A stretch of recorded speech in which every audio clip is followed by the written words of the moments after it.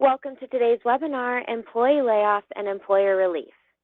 Today's webinar will be presented by Lou, Adam, and Mallory from BSK. If you have any questions, please submit them in the chat box, and the attorneys will get to them throughout the webinar. If you need to view more coronavirus webinars or view a recording of this webinar, you can go to hrsimple.com/events. HR Simple provides federal and state-specific manuals. They are written by top attorneys such as Lou, one of our speakers today, who authors the New York Human Resources Manual. All of our state-specific manuals have been updated with brand new chapters to help you during the pandemic. New chapters include shutdown policies, communicable diseases in the workplace guidelines, and the 6-stay home poster. Today, you can use code COVIDWebinar40 to receive 40% off any of our products for attending today's webinar. Now we'll learn a little more about our speakers today. Lou represents employers and management in all aspects of labor and employment law. His areas of experience include collective bargaining, workplace investigations, NLRB proceedings, labor audits, supervisory training, wage and hour issues, and arbitration. Lou also served several insurance companies as panel counsel with respect to employment litigation matters. Adam has an intimate knowledge of all aspects of federal and state court litigation and has guided clients through every stage of the litigation process. Adam also has significant trial experience and has obtained favorable jury verdicts for his clients in both federal and state courts. In 2018, Adam obtained an $825,000 jury verdict for his client. Adam currently focuses his practice on representing employers in litigation matters involving discrimination, harassment, and retaliation. Mallory represents employers in complex labor and employment litigation matters, including wage and hour class actions and employment discrimination and retaliation cases. She represents employers in federal and state courts as well as before administrative agencies such as the New York State Department of Labor and the Equal Employment Opportunity Commission. So at this time, I'm going to pass it over to our speakers so we can go ahead and get started. So Mallory, I'm going to go ahead and hand it over to you so we can start on with the slides.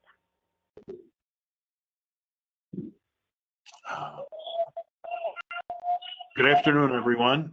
It's a pleasure to be here with HR Simple to present this webinar. We wish it was under different circumstances, but we hope that we can provide you with some helpful information as we all weather this unprecedented situation, which I know is going to get over, and I hope sooner rather than later. Today we're going to talk about several areas. We're going to start off and here's the three presenters, myself, Adam, and Mallory. We all have different and good experiences. Mallory and I are located in the New York City office. Adam is in Central New York and Syracuse.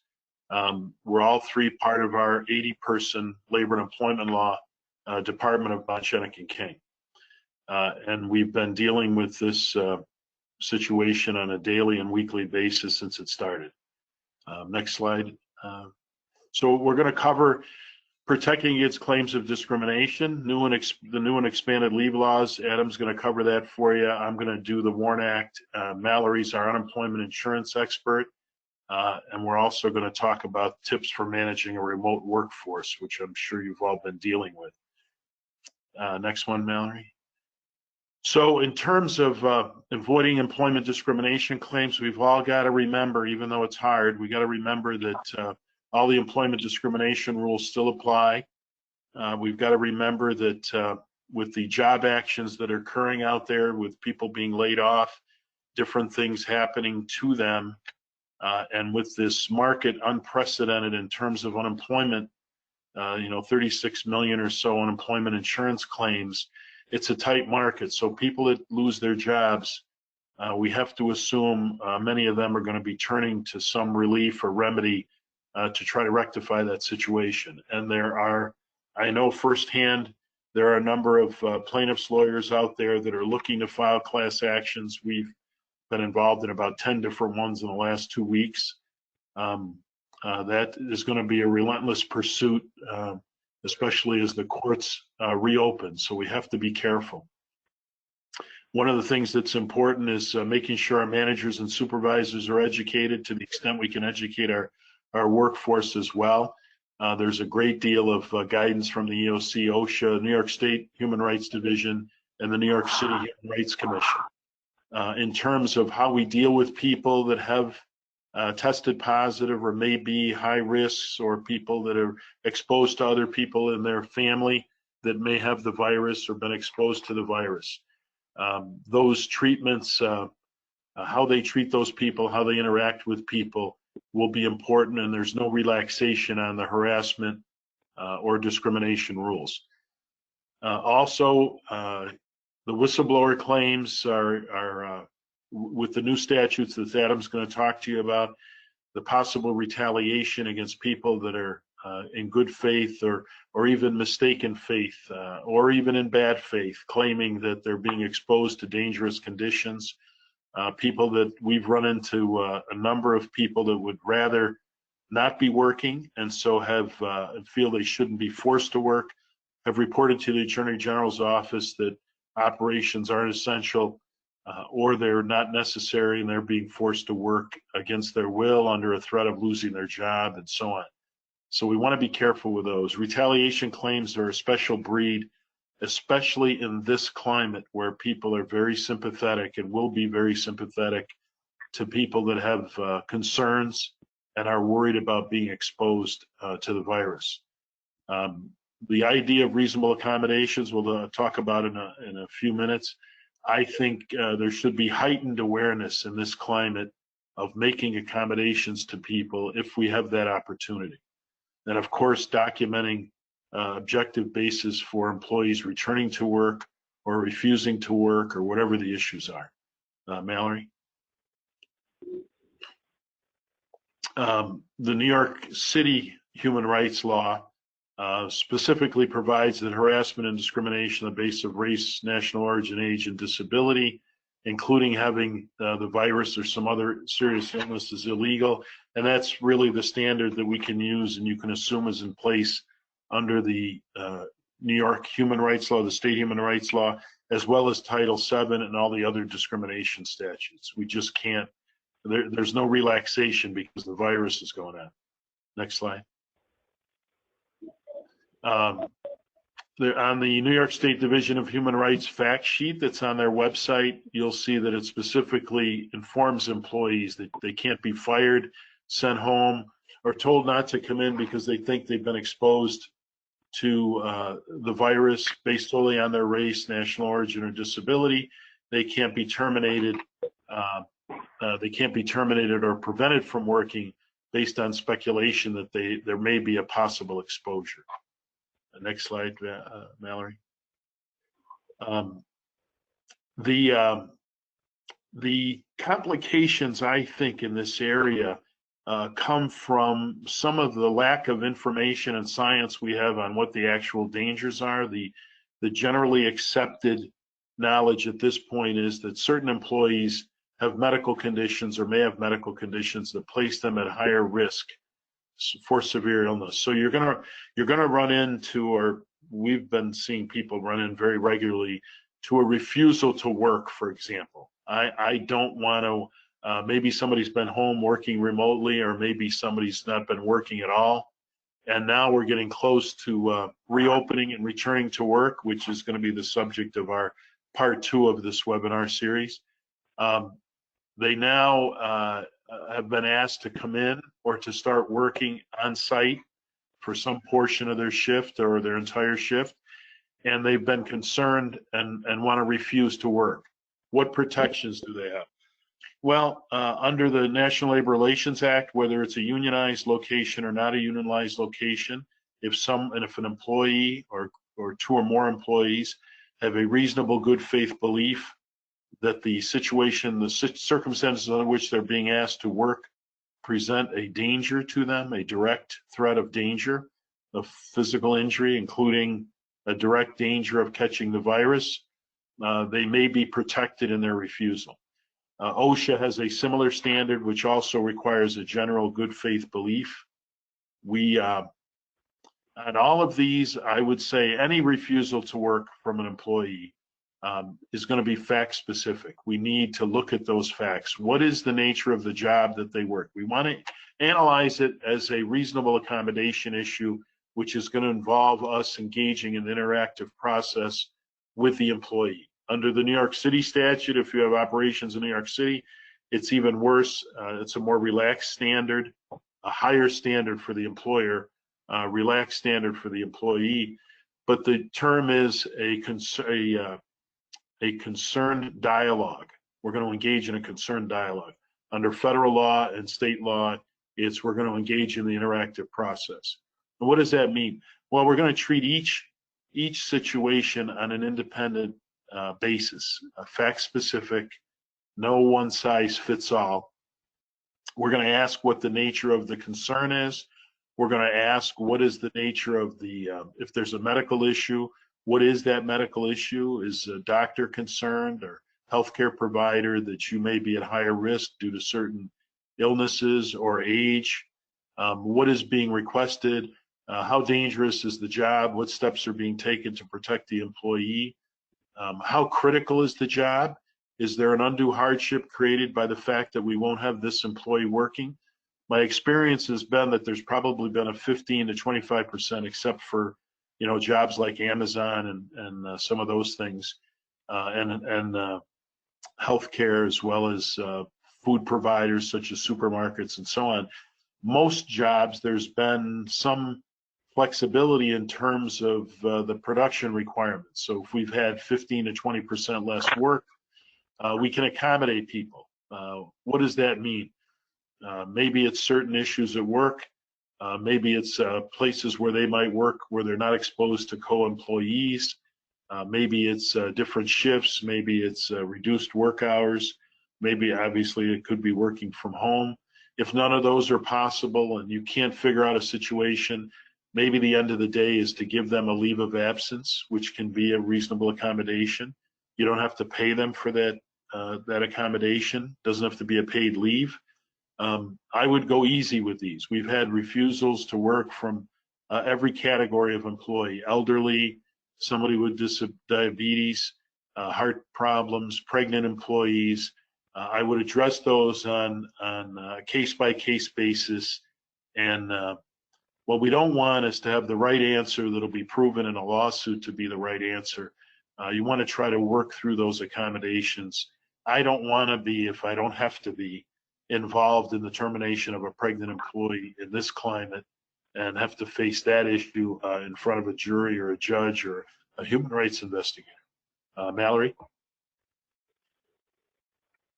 I think on that note, I'll turn it over to Adam to talk about some of the new and expanded leave laws and some of those protections. Lou, thanks so much, and thanks to everybody for joining us today. In response to the coronavirus pandemic, both federal and state governments were proactive in putting in place laws to protect employees. I'm going to cover the federal statutes today, as well as the New York State statute. So the federal statutes, there were two different new types of leave that were put in place under the Families First Coronavirus Response Act. The first type of leave that was addressed that we're going to talk about is this federal emergency paid sick leave. Now, it went into place late March, and it covers leave between April 1st of this year and the December 31st of this year.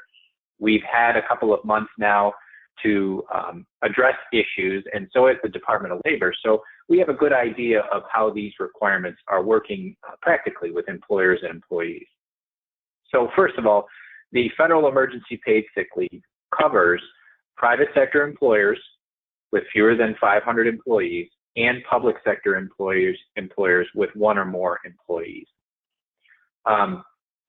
With respect to the 500 number, there was some confusion early on about how do you count to 500. So the DOL eventually put out some guidance that helps employers do that.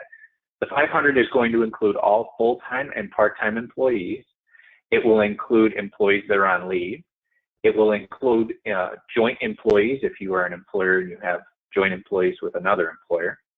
It will also include temporary employees that are provided by temporary employment agencies.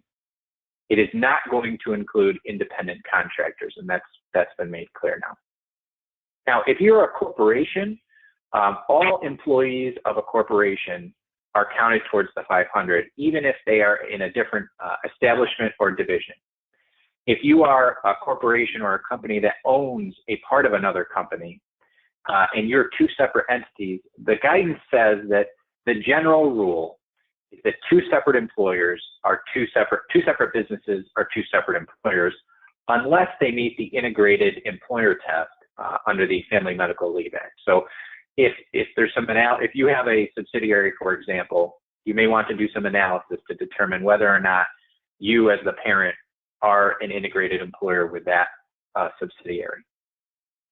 Now, there are a couple of exemptions. So it covers private employers with 500 or more or 500 or less employees, and public sector employers with one or more. But there are two exceptions. One, healthcare providers and emergency responders are exempted from this statute.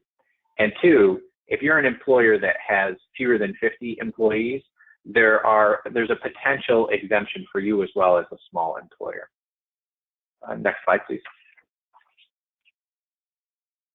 Well, actually, can you go back to the last one? Sorry, Mallory. Sorry about that. So we know who it covers.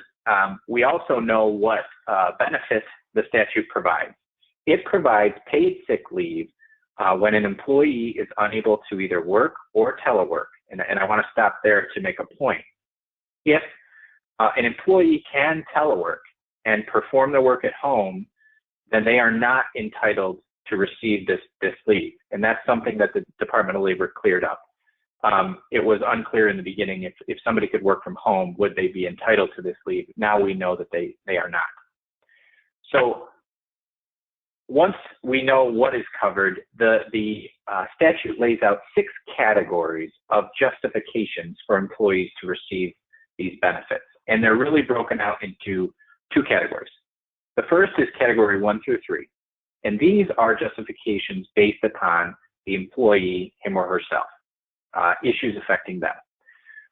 Items 4 through 6, justifications 4 through 6, deal with an employee and how they are dealing with other people. So for categories 1 through 3, we're dealing with an employee subject to a quarantine order or isolation order, an employee who has received advice from a medical provider that they should self-isolate, or an employee who's experiencing symptoms of COVID and who is seeking treatment.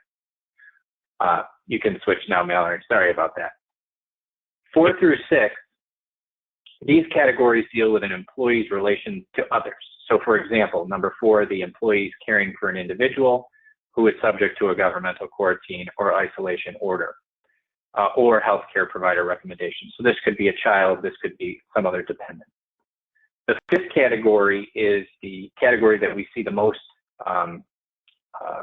activity with, and this is where an employee is caring for an eligible son or daughter under the age of 18 because that child's school or daycare is closed and paid childcare is otherwise unavailable. And the 6th category is that the employee is experiencing any other substantially similar condition specified by the HHS secretary. You can switch to the next slide. And those categories, 1 through 3 and 4 through 6, the separation between the two become more relevant when we talk about the benefits available. So what benefits are available if an employee works for a covered employer and qualifies under one of those qualifying reasons? Well, if they are full-time, they're entitled to 80 hours of pay. And I'll make a couple of notes about the 80 hours of pay. First of all, this is capped at 80 hours, meaning that if an employee has a 2-week period where they receive, a full-time employee receives their full 2 weeks of salary, they can't then later on, at some later date, have another qualifying reason and get more qualifying leave. So it's capped at 80 hours total. Now, second, with respect to employees who typically work more than 40 hours a week. So let's say you have an employee that averages 50 to 60 hours a week, and their normal 2-week period would be 100 to 120 hours. This benefit is capped at 80 hours of full-time pay, no more. If you're a part-time employee, then the benefit that you receive is the average number of hours that you work over a 2-week period. And this is based on, according to the Department of Labor, this is based on your normally scheduled hours. And if you have an employee who varies in their hours that they work from week to week, an employer is supposed to look back 6 months and gather an average, and that's how you're going to determine the 2-week rate.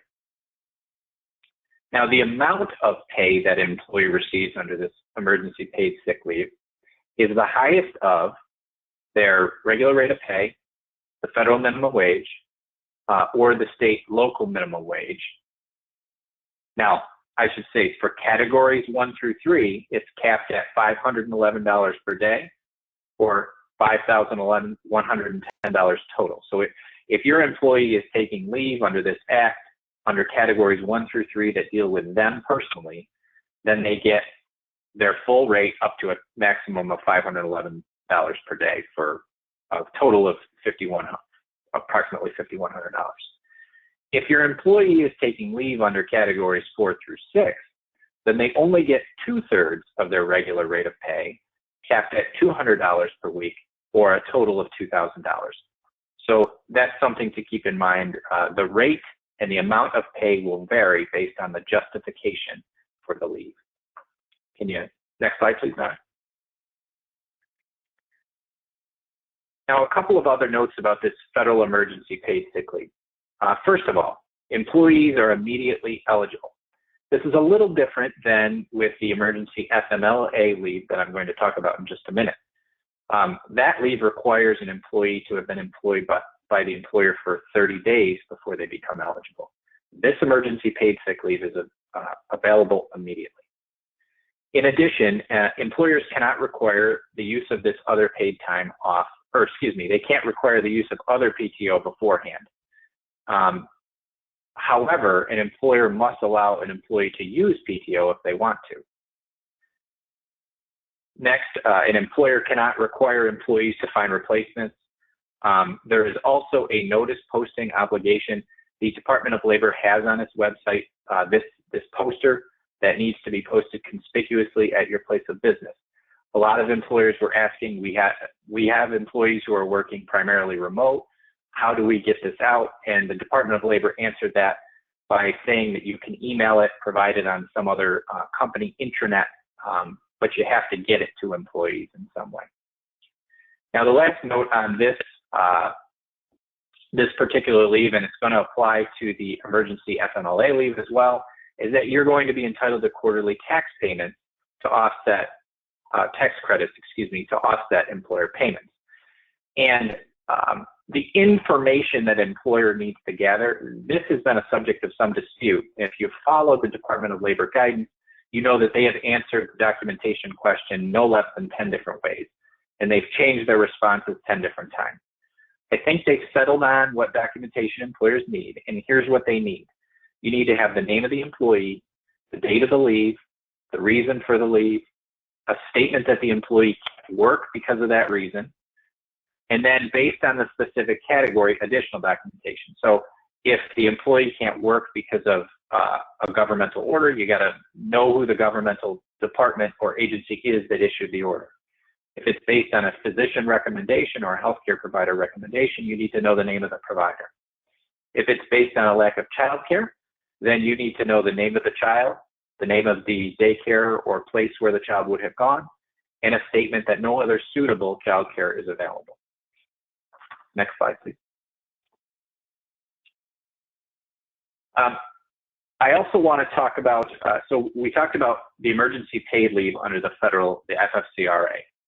That statute also set up expanded FMLA leave for COVID-19 reasons. So this particular statute also covers private sector employers with less than 500 employees and public sector employers. The same exceptions apply to this statute. So if you're a healthcare provider or an emergency response provider, it doesn't apply to you. Similarly, if you are a small business with fewer than 50 employees, you can try to exempt yourself as well. So this statute provides employees with protected FMLA leave, 12 weeks, when they are unable to work or telework, same restriction we talked about before, due to the need to care for a daughter or son under the age of 18 if that child's elementary school, secondary school, or place of care has been closed, or if the son or daughter's paid child care provider is not available due to COVID-19. So this correlates to justification number 5 in the Emergency Paid Leave Act. Now, there is a 30-day eligibility requirement. Typically with FMLA, an employee has to be employed for 12 months or 1,250 hours. The government reduced that requirement to just 30 days. So now once an employee has been employed for 30 days, they are eligible to receive this benefit. Next slide, please. So the benefit that the emergency FMLA provides is that an employer must provide paid leave after the first 10 days of leave. So basically you have a first 10-day period that is unpaid where an employee can supplement using their PTO, or if they satisfy one of the categories that we talked about for the emergency paid leave, they can use that for the first 10 days. And then they receive 10 weeks of pay, not less than 2/3 of their regular rate, multiplied the number of their normal hours that are scheduled. So again, this is a little bit of a calculation, but you're again capped at $200 per day with a maximum of $10,000 total. Like the emergency paid leave, your employees have reinstatement rights. You can't discriminate against them because they take this leave, and you are entitled to quarterly tax credits to offset your payments. Now, again, the same documentation that you would be required to have for the emergency paid leave is going to apply to the emergency FMLA leave. And this was, as I stated, this was unclear for a while. What documentation can you even ask for from an employee? But now we know from the Department of Labor that all those categories of information, it's okay to ask for that. Next slide, Heather. Okay, so now I'm going to turn our focus to New York State specifically. And New York State enacted its own Paid Sick Leave Act in addition to the federal statutes that we just talked about. So New York's paid sick leave is significantly more restrictive, and it's a little more complicated in its application. So we'll go through that right now. So we see it covers private sector employers, and it also covers public sector employers. And it provides employees are subject to, it provides paid sick leave to employees who are subject to a mandatory or precautionary order of quarantine or isolation issued by either the state, Department of Health, local board of health, or any other duly authorized governmental entity. Now, if we're breaking this down in requirements, number one, the employee has to be subject to a mandatory or precautionary order of quarantine. We have had a lot of clients who've had employees come in and say, my doctor says I can't come to work, so I want to get my New York State paid leave. That doesn't work. The statute is very clear. It has to be a mandatory order of quarantine or isolation from one of the governmental entities that are enumerated there. We've also run into a situation where we have one county, a premier county or a prominent county in the state, Erie County, which is where Buffalo is, has provided on its website a fill-in-the-blank quarantine order for employees to fill out. And at the bottom of this form, it says that this form is to be used as a quarantine order sufficient to entitle employees to paid sick leave under New York statute. So be wary of governmental entities doing things like this. I mean, that's clearly not what the statute was intended to protect, but it may be enforced. Now, I want to point out a couple of exceptions. The statute does not cover an employee who is, one, able to work from home and asymptomatic. So if you have an employee who is subject to a mandatory quarantine order, but who can work from home and is asymptomatic, they don't get this leave. So if you have an employee, for example, who may be subject to a quarantine order, but has to be on premises, take a nurse, for example. A nurse can't do their job at home. So if they're asymptomatic, but they can't work at the hospital, then they would be entitled to the benefit. You have to have both criteria to be accepted. Second, another exception, if an employee engages in discretionary or non-work related travel internationally to a country with a CDC level 2 or 3 rating, and the employee had prior notice of the travel advisory, then the employee can't get the paid sick leave benefit. So that is another exception. The employee in that scenario would be allowed to use their PTO, or they would be permitted to have an unpaid leave of absence if they didn't have PTO available until the quarantine runs out. So those are a couple of exceptions. Next slide, 9. All right, now the amount of benefits under the state statute depends largely on the number of employees or the size of the employer. So for example, employers with 0 to 10 employees, they have a net income of $1 million or less, then the employee doesn't get any paid leave under this statute. Now, they could be entitled to paid family leave, which is different, or disability benefits, or a combination of the two. They would not be entitled to leave or paid leave under this statute. If an employer has 0 to 10 employees but has a net income over $1 million, then you get into an employee would be entitled to 5 days of paid leave. As you get larger, the leave gets bigger. So private employers with 11 to 99 employees also have to provide 5 days. Next slide. If a private employer has 100 or more employees, then you get to 14 days of paid leave under the statute. That rule applies to public employers as well with 1 or more employees. They have to provide 14 days of paid leave. Now, one thing that I wanted to note about the days of pay, it's listed as 5 or 14 days of pay. That is the amount of pay that the employee would have received in 5 days typically, or in 14 days. It's not 14 pay days. It's what they would have been paid in a 14-day period or a 5-day period. And there was some confusion early on about that, but we now know that the answer to that is fairly clear. Now, the rate of pay is the amount that the worker would have otherwise received had they continued to work for that period based on the amount the employee was scheduled. So you can also look back if you have an employee with a varying schedule to determine an average or a representative time period. So a couple of notes. Employers must provide this leave without deducting from an employee's accrued sick leave. So that's an important consideration. And I already mentioned the exception for employees traveling. Next slide. A couple of final notes. Just as with the federal statute, employees who go out on this paid sick leave have reinstatement rights. They cannot be discriminated against based on the fact that they took this leave. So that's something to take into consideration. Quarantine or isolation order is sufficient proof of benefits. So if your employee says, I'm subject to this order, you can ask them to provide the order.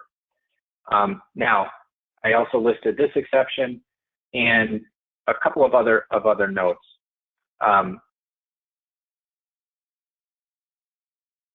If an employer closes, and this applies to the federal statutes as well. If an employer furloughs an employee or otherwise closes, the employee is not entitled to benefits under any of these statutes. They may be entitled to unemployment benefits at that point, but they wouldn't be entitled to leave if they are no longer employed or if the business closes. One final note, this leave is not available, obviously, for childcare needs, but paid family leave may be available if an employee needs to care for a child who has a quarantine order on them. So be aware of that as a potential option for your employees. And with that, I'll turn it back over to Lou. Just a couple of thanks very much, Adam. That's those are brand new statutes which Adam and others have had to master on a very short period of time. One of the things I didn't mention in the discrimination area, I probably should cover, but just before we cover this WARN Act quickly, the WARN Act issues. On the discrimination area, of course, we have the normal discrimination issues as people look at layoffs, furloughs, people selected for layoffs, selected for furloughs, selected for reducing work hours or alternate schedules or having them work part of a week or a different shift. And treating people, some people getting selected for that, some people not. We have to look at all the normal issues associated with those decisions and make sure that we can demonstrate that they're non-discriminatory. If it's a layoff, we want to make sure that the reduction in force does not have adverse impact on a protected group. So you want to watch all those normal rules, including as we bring people back. And as I said before, our next webinar is going to be on returning to work and what is involved in those issues in terms of reopening. Selecting people to come back and how we do that has to be free of discrimination. Someone raised the question of, when you talk about reasonable accommodation, how does that relate to actual discrimination? And well, there are different concepts. The discrimination, if you think of that statue on the TV show Law and Order, the statue of Our Lady of Justice. She has a sword in one hand and a scale in the other, and she's got a blindfold on. And basically, that statue is kind of a Norman Rockwell icon of that's what we mean by non-discrimination. She's blind. She doesn't see whether people are young or old or rich or poor that come before her. She weighs the facts on the scales fairly without looking at any of the issues involving the people, and the sword is designed to enforce the law. That's kind of, to me, a picture of non-discrimination, treating everybody the same. Reasonable accommodation that we're talking about with respect to making an accommodation for someone who's pregnant, making an accommodation for an older person that has heart or disability problems, that's a different icon. If we want to stay with the statue, what we would now say is turn it into a video and have her put down the scales and roll the sleeves up on her gown on that side, and put down the sword and roll her sleeves up on the other side. And now we got those two hands and two arms, and she's going to go to work on making this an accommodation. She's going to pick up the blindfold, and she's going to peek over here with one eye and say, what is the nature of your problem? You're pregnant, you can't work because you're high risk, you're refusing to work for a certain reason. I want to understand what that problem is. Then on the other eye, lifting up the blindfold, she's going to look at the job and what are the requirements that we have. And she's going to take those two problems, rolling up her sleeves, and go to work on how do we make this work? How do I not have you lose your job, and how do I still get my business objectives done? How do I make that happen? So that's an accommodation issue. It's an affirmative action, if you will. It's beyond non-discrimination. It's something entirely different. And it imposes that obligation for us to work hard to see how this can happen. And of course, we want to document. But that's the interactive process. That's what I'm talking about. The last issue we're going to talk about in terms of potential liability is the WARN Act. New York has its own WARN Act provision, and basically the WARN Act notices federal law is 60 days, New York is 90 days. They have different triggering limits. New York is much smaller. Next slide, Mallory. New York, you see the federal WARN Act applies to, the state WARN Act applies to situations where we have less than 50 employees. This is the federal statute. State statute is 25 employees. Federal statute is 50, and you'll see these requirements whether you have another 100 employees, depending on how many you have, how many you're laying off, whether it's a plant closing or a mass layoff situation. Basically, Mallory's slide, most people have considered themselves exempt when this thing started in March and April because it has both have a intention that the layoff would not exceed 6 months, which you see as the last bullet. So if the intent was, hey, this isn't going to go on, I don't think anybody thought the second week of March, when the closure orders came, that we would be looking at August or September. So layoffs and furloughs did not require WARN Act notices because they were going to be less than 6 months. As they continue, if we get to the point, an employer gets to the point where this is going to be 6 months from when I laid these people off, you have to check to see if you've hit the requirements under the state statute or the federal statute to give the notice. This is something you don't want to miss. If these layoffs have converted to a longer term period that would normally require the notice, we want to give that notice as soon as possible. From when we've determined that it's no longer, it's not going to be less than 6 months. And we want to document what changed when we, receive that subjective knowledge or intent that this is going to be longer than 6 months, and give the notice. The liability can be extreme, 90 days pay, 60 days pay where the notice is not given. It's ripe for class action treatment because all the employees that didn't get the notice are in the same boat. So you want to not lose sight of that. If you've already engaged in layoffs, didn't give the WARN notice, keep it in mind. It's worthy of revisiting. Last slide. I think we've covered it. As you can see, however, where it's reasonably foreseeable that the layoff period will be extended, the WARN Act is back in place. So you want to revisit that. Keep it on your list. Your worry list is something that you may have to address. I want to turn it over to Mallory now to cover some of the very important unemployment insurance changes and concepts. Thanks, Lou. Hi, everyone. Thanks for joining. My name is Mallory. I'm going to start by talking about some of the enhanced unemployment benefits and some issues we've seen with that. So the enhanced unemployment benefits is under the CARES Act, which is enacted at the end of March. I'm going to go through these benefits. I'm sure you've heard of a lot of them, and then we'll talk about some issues we've seen.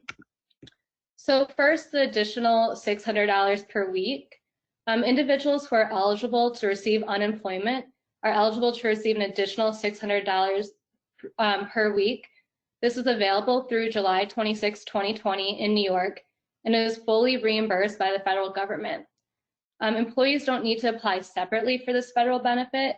If they're eligible to receive unemployment from the state, they'll automatically be eligible to receive this additional $600.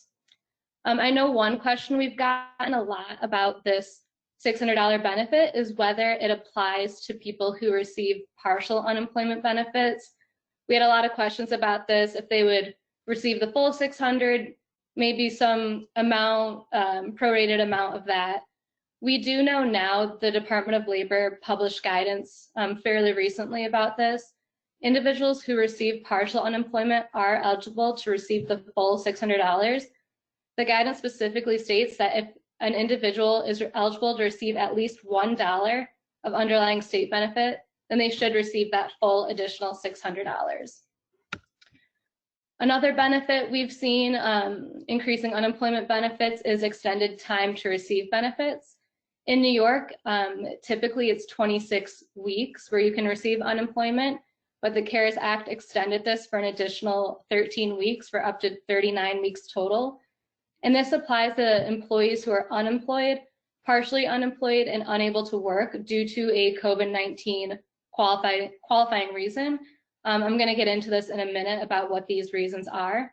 And it also applies to employees who were receiving regular unemployment and have exhausted their normal 26 weeks.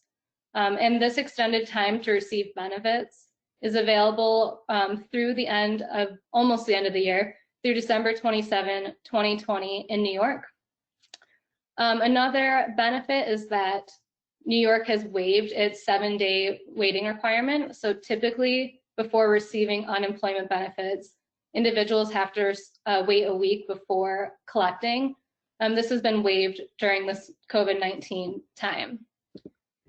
Back to that COVID-19 related reasons I was discussing, the CARES Act also expanded eligibility for unemployment. So if an individual is not eligible for regular unemployment, they still may be able to receive benefits if they fall into one of these COVID-19 related reasons. So if an individual is unemployed, partially unemployed, or unable to work for one of these reasons, then they still may be eligible if they fall into one of these reasons. So if an employee was diagnosed with COVID-19 or is experiencing symptoms and is seeking a diagnosis, if a member of the employee's household has been diagnosed, if the employee is providing care for a household member or family member with COVID-19, if the employee is the primary caregiver and has a kid who cannot attend school or maybe a daycare facility that has been closed because of COVID-19, if the employee is unable to reach his or her place of employment due to quarantine or self-quarantine, if the employee does not have a job or is unable to reach the job because of COVID-19, if the employee is the breadwinner for the household now because the former breadwinner has passed away from COVID-19, if the employee had to quit his or her job due to COVID-19, and if the employee's place of employment is closed due to the public health emergency. So if someone is not eligible for regular unemployment, they can try to be covered under this expanded eligibility if they fall into one of these categories.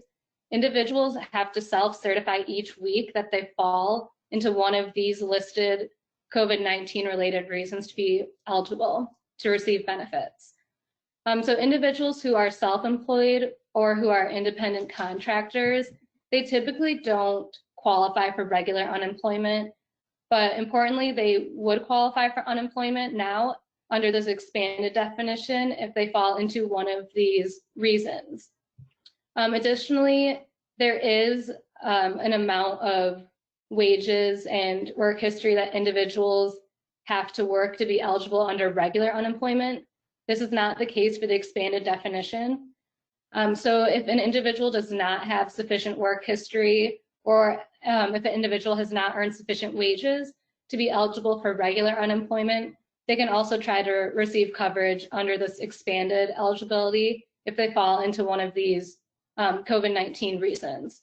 And another thing on this point, employees who can work from home and are being paid. So if you can work remotely and you're still being paid, or if you're receiving some kind of paid sick leave or paid family leave, one of those benefits that Adam talked about earlier, you're not eligible for unemployment benefits. So I'm next going to talk about a couple issues we've seen come up with unemployment. These are typically questions I've had several employers ask me over the past few weeks, so I thought I'd bring it up here. The first is I often have employers asking, if I furlough or lay off these employees, what will their weekly benefit rate be? How much will they be bringing in? For regular unemployment, this is pretty easy. There is actually a calculator on the New York Department of Labor website, and that's that link on that slide. This is based on the employee's past wages. So you type in the past wages into this calculator, and it comes out with an estimate for that employee's weekly benefit rate. And this will just be the rate that is from the state. So this does not include the additional $600. So the amount that employee would take home would be that rate plus the $600, which is available through July 26, 2020. For the expanded coverage, it depends whether the employee has sufficient wages or not. If an employee has earned sufficient wages, meaning that they have earned $2,600 in a calendar quarter, you can just use that same calculator that you used for regular unemployment to calculate the weekly benefit rate.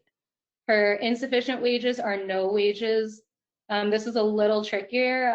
It can be kind of hard to think about how can you calculate someone's unemployment if maybe they've only worked for a week, or maybe they're about to start work and they couldn't because of COVID-19. How can you calculate someone's employment when they don't have this work history? But luckily, the Department of Labor has provided us with guidance on that.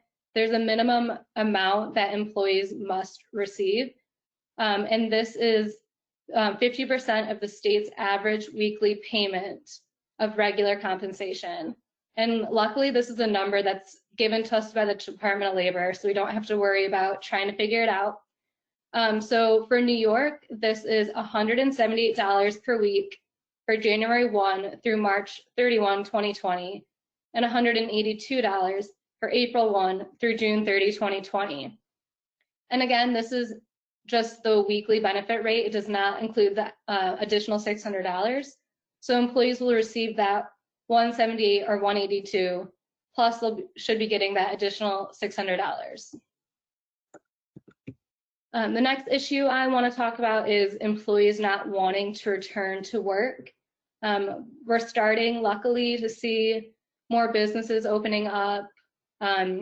Employers can start maybe calling back some employees, and we've seen it happen where employees aren't wanting to come back in. The employees might be making more on unemployment than they would if they were working with this additional $600, or they might just be generally fearful of contracting COVID if they come into the office. So what can an employer do in this situation? So if an individual refuses to return to work because they're making more on unemployment and they want to collect unemployment, or because of a general fear, this is not one of the valid reasons to collect unemployment. In order for an individual to be eligible for unemployment benefits, they have to meet one of those COVID-19 related criteria that I went over earlier. So if an individual does not meet that, the employer can tell the employee that he or she may not be eligible for unemployment. What the employer should do is, when calling employees back, send a written letter that states the return to work date, the hours, the pay, etc. If the employee refuses to return to work, the employer should listen to the specific reason why. If the employee does not want to return because they have a child at home whose school is closed and they need to care for the child, this could still be one of those covered COVID-19 related reasons.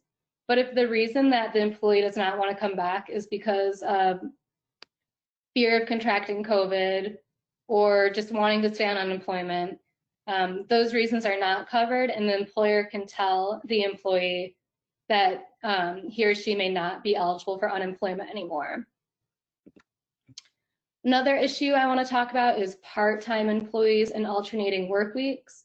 In New York, to be eligible for partial unemployment, an individual has to work less than 4 days per week and earn less than $504 per week. So we've seen employers reduce individuals from full-time to part-time, and how it works is that as long as that individual is making less than $504 per week, then their weekly benefit rate is the percentage of the days they worked. So if an employee works 1 day a week, then they'll receive 3/4 of that normal weekly benefit rate. If they work 2 days a week, they'll receive half of the weekly benefit rate. If they work 3 days a week, they receive 1/4. And if they work 4 or more days per week, then they're not eligible for unemployment benefits. The big issue we've seen here is that this requirement to earn less than $504 per week can still exclude certain employees from collecting partial unemployment benefits, even if their hours have been reduced. So for example, if you had an employee who earns $75,000 per year and they were cut by 20% to receive only $60,000 per year, this employee would still be making well more than that $504 per week. It would not be eligible for unemployment benefits. So one solution the employer can do to kind of help the employee maximize his or her compensation is to institute alternating work weeks. So how this would work would be the employee would work full-time 1 week and then be completely off the next. the employee would submit a claim for unemployment, but would only certify to receive benefits on the weeks that they were not working. So this is an attractive option for employees that want to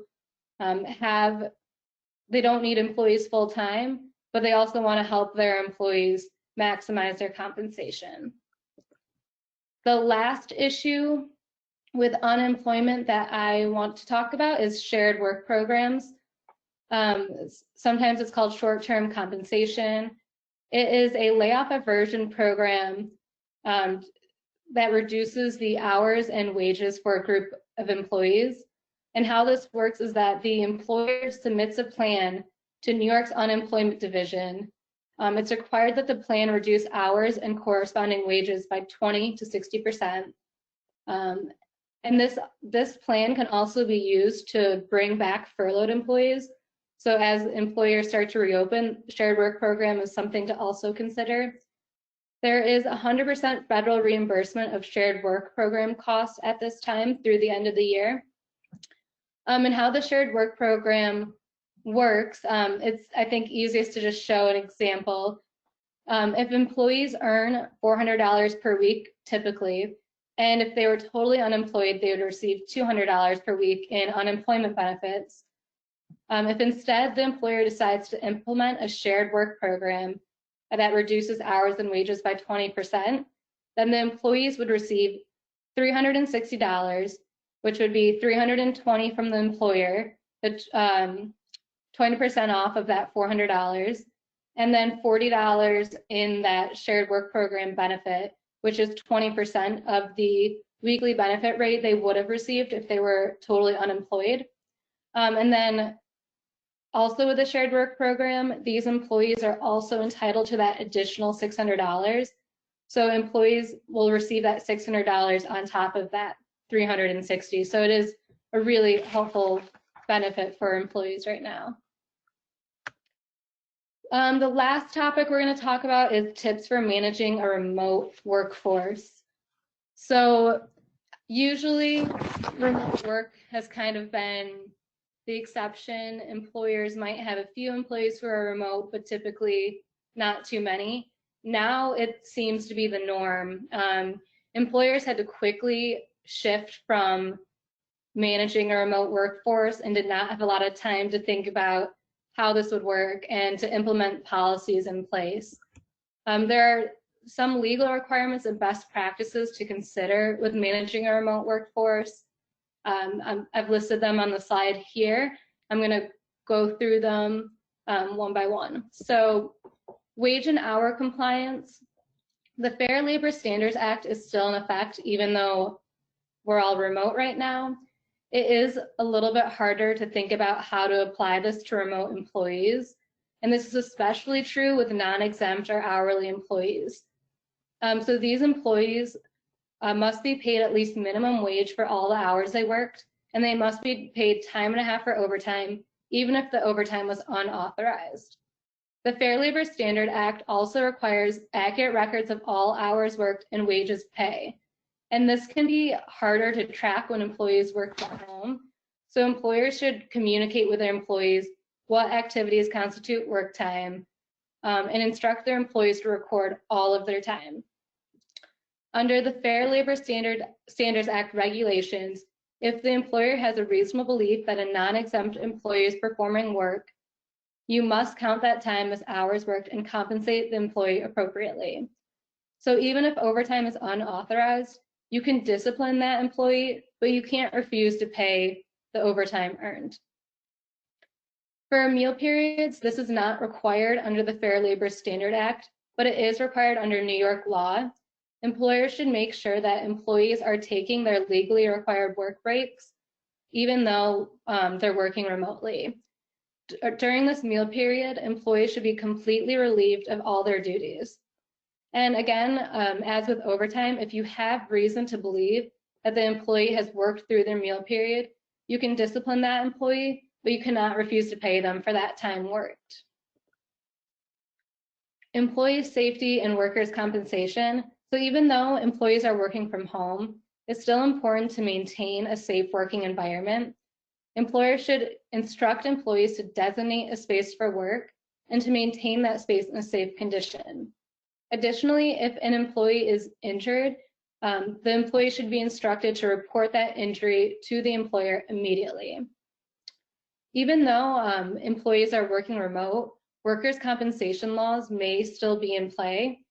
Workers' compensation is governed by state law and compensates individuals for on-the-job work injuries. Employees may receive benefits for occupational injuries that arise out of and in the course of employment. So if an employee is injured while remote, it's kind of hard to determine if it arises out of and in the course of employment. There isn't a lot of precedent on this issue, but it still may be covered by workers' compensation, and employers need to be mindful of this issue. Confidentiality requires extra attention when employees are remote. Employees are no longer kind of contained in this office setting. We're not sure how employees are answering their calls, if they're on speaker, what people are around them, how private the setting is. So it is important to convey specific guidelines on issues regarding confidentiality, such as what items they can take from the office, where to conduct calls. Maybe some calls have stricter guidelines than others. Cybersecurity, we've seen an escalation of these phishing emails. They seem to be at an all-time high while employees have been remote. So these emails come in and ask for credentials. They might have links for employees to click on. They might look like they're coming from someone else, from a coworker, but they've gotten pretty sneaky recently. So anything that looks questionable, the employer should instruct employees to share that with the IT department. And it might be beneficial during this time to renew training on cybersecurity, to kind of give helpful tips on what to look out for and what to avoid, to not share information over emails that is sensitive information. So reasonable accommodations, remote arrangement is a potential accommodation in and of itself, but in certain circumstances, you may need to accommodate remote employees in other ways. So if an employee has an accommodation in the office, such as some kind of special desk or special chair, that employee may need that same accommodation while working from home. It's really easy to think out of sight, out of mind, but it's really important that employers continue to engage in that interactive process as necessary. The last topic with remote workers I want to discuss is professionalism. Employers should set clear expectations for when and how employees must be available and responsive. Employees should understand when they are expected to answer the phone and respond to emails. For dress and appearance, it might be kind of awkward to tell people what they can wear in their own home, but they're still working. They still must present themselves professionally. And this is especially true depending on the employee's responsibilities. If the employee has video calls and conferences or has to present a webinar, there should be standards in place as that employee is representing the company. Employers may want to consider implementing a formal policy for the present circumstances on this issue. And that's all I have on the remote issue. Thanks everyone for listening. Next week, the three of us will be back again, Adam, Lou, and I, to talk about returning to work during the pandemic. That will be next week at noon again, and that link is where you can register. I think we have a couple time for questions. I'm going to pass it back to Lou or Anna to help us transition. We actually have answered all of the questions that we got submitted today, so that is great. Thank you everyone for submitting those in the chat box. And if you were wondering about the slides, those will be sent out tomorrow morning along with a recording of this webinar. So thank you for joining, and thank you all for that great webinar. If you have any additional questions that you'd like to submit to any of the attorneys, please email me and I can forward those on to them. Those are up on the slide. And like Mallory said, please join us next Thursday at noon Eastern, noon Central, to continue our series on reopening. Thank you so much, everyone. Have a great day.